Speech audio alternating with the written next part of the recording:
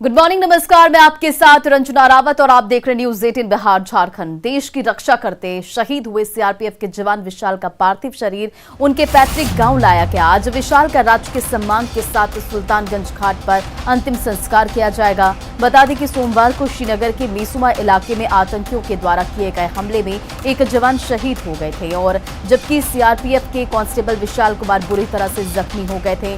घायल विशाल कुमार को तुरंत नजदीकी अस्पताल में भर्ती करवाया गया, जहां डॉक्टरों ने उन्हें मृत घोषित कर दिया। शहीद जवान विशाल कुमार मुंगेर जिले के श्यामपुर थाना क्षेत्र के लोहची के रहने वाले थे। अभी मुंगेर में माहौल जो है वो गमगीन बना हुआ है। वहीं अपने बेटे की शहादत पर इलाके के लोगों को गर्व भी है। मौके से ज्यादा जानकारी दे रहे हैं हमारे सहयोगी अरुण शर्मा।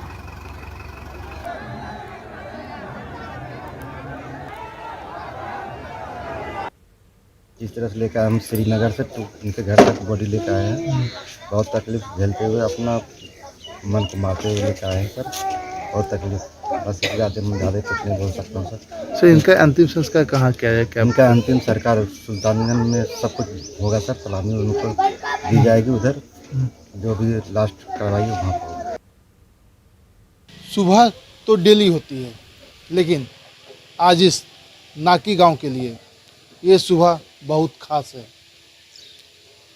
इस गांव के लिए आज गम की बात भी है तथा फक्र होने की भी बात है। गम इसलिए कि आज यहाँ का एक बेटा शहीद हो गया, फक्र इसलिए कि देश को बचाने में आज शहीद हो गया। आप देख सकते हैं मैं मौजूद हूँ नाकी गांव में।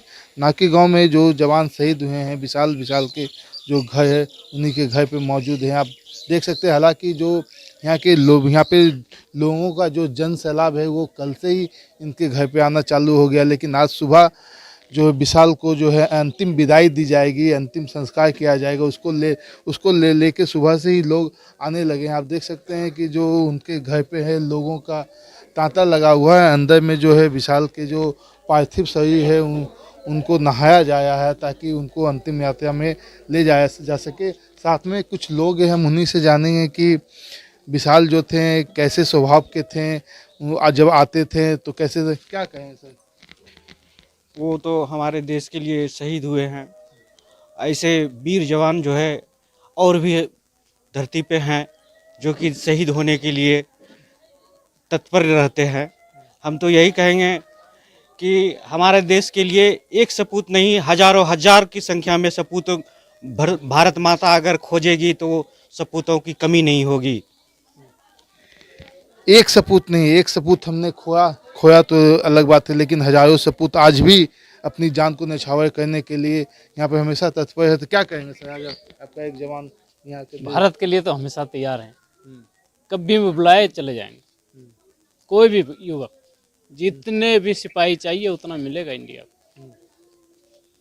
कमी कभी नहीं होगी, कमी कभी नहीं होगा। भारत माता के पीछे आज कोई भी सपूत हो।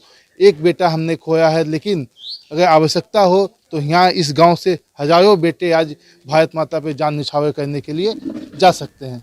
अरुण शर्मा, न्यूज 18 नाकी। और बड़ी खबर छपरा से, बिहार के कई जेलों में छापेमारी चल रही है। आपको बताते चले छपरा और गोपालगंज में छापेमारी जारी और छापेमारी में कई थानों की पुलिस मौजूद है। तो ये बड़ी खबर आपको बता रहे हैं, जहां बिहार के कई जिलों के जेल में छापेमारी जारी और छपरा और गोपालगंज में लगातार पुलिस छापेमारी कर रही है। और आपको बताते चले कि छापेमारी में कई थानों की पुलिस मौजूद है। तस्वीरें आपके सामने, जहां जेलों में लगातार पुलिस की छापेमारी जारी है। आपको बताते चले कि कई थानों की पुलिस भी मौजूद है इस छापेमारी में और बिहार के कई जिलों में और जेलों में छापेमारी जारी है। अधिक अपडेट के साथ संवाददाता संतोष गुप्ता हमारे साथ फोन लाइन पर जुड़ गए। संतोष, क्या कुछ अधिक जानकारी है? जेलों में लगातार छापेमारी जारी है, क्या कुछ जानकारी निकलकर सामने आई है? जी देखिए, यह छापेमारी चल रही है। बिहार में जिस तरह से अपराध बढ़े हैं तो कहीं ना कहीं जेलों का कनेक्शन हो रहा है। जेल से अपराधी जो है फोन करके अपराध को संचालित कर रहे, ऐसी सूचना है पुलिस के पास। और इसी आधार पर जेल में मोबाइल वगैरह जो कि आपत्तिजनक सामान है उसकी बरामदगी के लिए छापेमारी की जा रही है। आज सुबह ही लगभग 5 बजे से पहले ही ये छापेमारी शुरू हो गई है। डीएम एसपी स्वयं पहुंचे हैं जेल के अंदर। बड़ी संख्या में पुलिसकर्मी, पूरे जिले के पुलिस बल को बुलाया गया है और जेल के सभी वार्डों की तलाशी ली जा रही है। हालांकि अभी तक क्या कुछ मिलकर के सामने आया है उसका पता नहीं चल सका है, लेकिन जो बताया जा रहा है कि ये छापेमारी क्राइम कंट्रोल को लेकर के काफी महत्वपूर्ण है, चूंकि एक साथ बिहार के कई जिलों में छापेमारी की खबरें आने लगी है। छपरा, गोपालगंज, कई जिले हैं जहां पे छापेमारी शुरू हो गई है। और जैसे कि बताया जा रहा है कि मुख्यालय से ये आदेश आया था और ये आदेश काफी सीक्रेट होता है, इसकी जानकारी किसी को नहीं होती, इवन जेल प्रशासन को भी नहीं होती है। अचानक डीएम एसपी जब पहुंचे वहां तो पूरे जेल में हड़कंप मच गया और ये छापेमारी अभी भी जारी है। तो जब अधिकारी निकलेंगे तब ये बता सकेंगे कि क्या कुछ मिल सका है। फिलहाल छापेमारी जारी है और बड़ी संख्या में पुलिस बल छपरा मंडल के सभी वार्डों की तलाशी ले रही है। जी संतोष, इन तमाम जानकारियों के लिए बहुत बहुत शुक्रिया। बढ़ते आगे और अगली खबर सिवान से आपको बता रहे, बड़ी खबर, जहां रईस खान पर हमले मामले में मोहम्मद शहाबुद्दीन के बेटे ओसामा पर मामला दर्ज किया गया। तो ये बड़ी खबर आपको सिवान से बता रहे, जहां रईस खान के हमले मामले में मोहम्मद शहाबुद्दीन के बेटे ओसामा पर केस दर्ज किया गया है। ओसामा समेत 8 लोगों पर मामला दर्ज किया गया। आपको बताते चले कि हुसैनगंज थाना में ये मामला दर्ज हुआ है। सोमवार की रात रईस खान पर हमला हुआ था।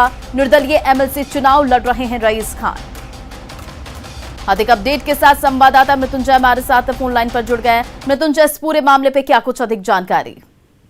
जी देखिए, ये एमएलसी के निर्दलीय प्रत्याशी हैं रईस खान, जो चुनाव समाप्ति के बाद ही अपने शिशवन घर जा रहे थे तो रघुनाथी हुसैनगंज थाना क्षेत्र में इनके काफिला जो था उस पर हमला कर दिया गया।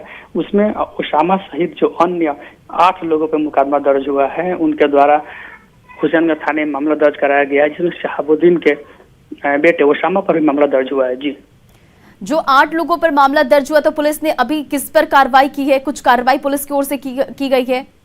क्योंकि कल शाम को ये मामला दर्ज किया गया है, सिवान एसपी से हमारी इस मुद्दे पे बात हुई है तो उन्होंने कहा कि छापेमारी की जा रही है, जो भी दोषी लोग हैं उनकी गिरफ्तारी की जाएगी। लेकिन जिस तरह से 8 लोग का नाम यहाँ दिया गया है, उसमें ओसामा है, ओसामा के अलावा और कुछ लोग हैं जो नगर थाना क्षेत्र के रहने वाले हैं, कुछ लोग सिवान जिले के ही सभी लोग हैं जिन पर मुकदमा दर्ज किया गया है। चूंकि वो चुनाव समाप्ति के बाद जब घर जा रहे थे तो हुसैनगंज थाना क्षेत्र के में उनके काफिले पर हमला कर दिया गया था, जिसमें 1 लोग की मौत हुई थी, वहीं 2 लोग घायल हुए थे। जी चलिए, इन तमाम जानकारी के लिए बहुत बहुत शुक्रिया मृत्युंजय।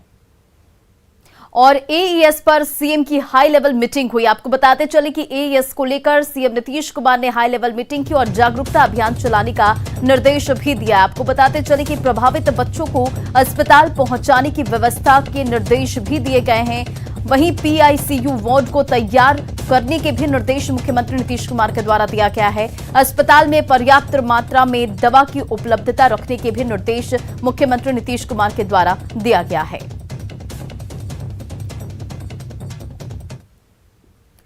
और आपको बताते चले, समय पर इलाज नहीं होने से बच्चों की मौत हो जाती है। 2019 में भी एईएस से 150 बच्चों की मौत हो गई थी।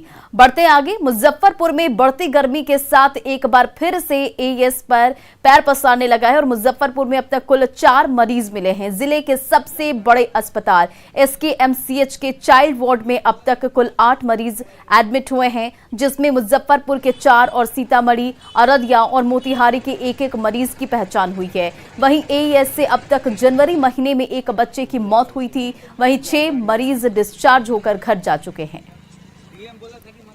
में सब मिला करके 4 केस है, उसमें से 4 डिस्चार्ज हो चुका है। और मेरे बगल के जिला में सीतामढ़ी में 1 केस है जो कैजुअलिटी हुई है वहाँ पर। इसके अलावा कहीं कैजुअलिटी और नहीं हुई है। टोटल केस डिस्चार्ज हो गया है। 1 केस भर्ती है बस, लेकिन मेरे यहाँ सभी डिस्चार्ज हो गए हैं। और शिवहर में भी एईएस से बचाव के लिए प्रशासन अलर्ट मोड पर है। डीएम ने बताया कि स्वास्थ्य विभाग को पूरी तैयारी रखने के निर्देश दिए गए हैं। सदर अस्पताल में बनाए गए एईएस वार्ड में तमाम तरह की सुविधाएं उपलब्ध कराई गई है ताकि यहां आने वाले मरीजों का इलाज हो सके। साथ ही एक एम्बुलेंस का इंतजाम भी किया गया है ताकि बीमार बच्चों को दूसरे अस्पताल भेजा जा सके। एईएस वार्ड में डॉक्टर और दूसरे स्वास्थ्य कर्मचारी तैनात किए गए हैं और एईएस वार्ड की निगरानी सीसीटीवी के जरिए की जा रही है, जो सीधे डीएम के नियंत्रण में होगा। तैयारी हॉस्पिटल में सभी हम लोग PHC में एक कमरा में 2-2 बेड वो AES वार्ड का निर्धारित है, उसको अभी कार्यरत है, ऑपरेशनल है। सदर हॉस्पिटल में 5 बेड है, वो सब उसमें सब फैसिलिटी उपलब्ध है, बेड है, वेंटिलेटर है, ऑक्सीजन सप्लाई के साथ सब है। तो मेरा अनुरोध है कि किसी प्राइवेट या अगर कोई इस तरह का लक्षण आ जाता है फिक्स की तरह, तो बीमारी रात में स्पेशली बेहोश होता है, तो संबंधित यहाँ पे एम्बुलेंस डॉक्टर को बुला लीजिए, आशा को बताइए, तो वहाँ से मुफ्त में एम्बुलेंस मिल जाएगा। और बेतिया के बेरिया थाना अध्यक्ष का एक विवादित ऑडियो वायरल हो रहा है, जिसमें थाना अध्यक्ष बरामद लड़की को रिमांड रूम में भेजने की जगह परिजनों को उसे अपने घर ले जाने की नसीहत दे रहे हैं और साथ ही रिमांड रूम को लेकर उन्होंने चौंकाने वाले खुलासे भी किए। रिपोर्ट देखिए।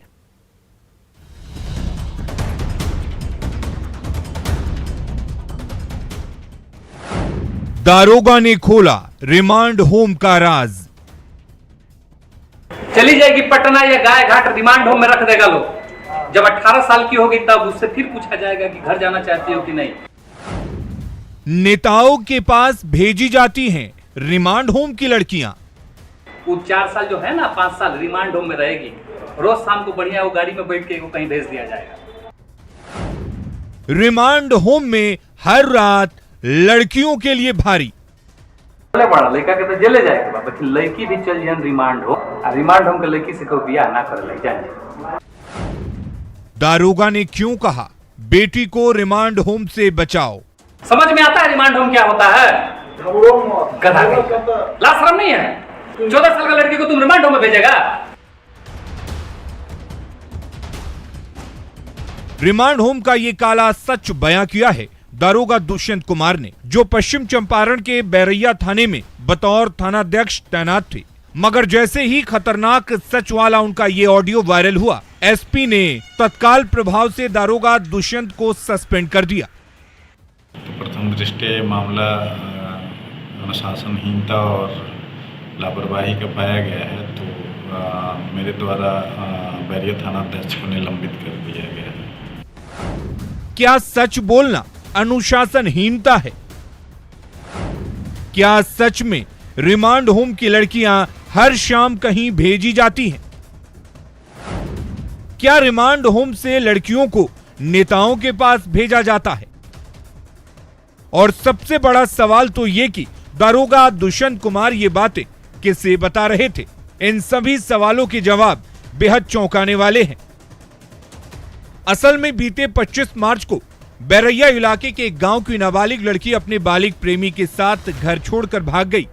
लड़की के परिजनों ने थाने में अपहरण की शिकायत की, लेकिन दारोगा ने यह कहते हुए केस दर्ज नहीं किया कि आरोपी चौकीदार का बेटा है, ऐसे में मैं उसके खिलाफ कुछ नहीं कर सकता।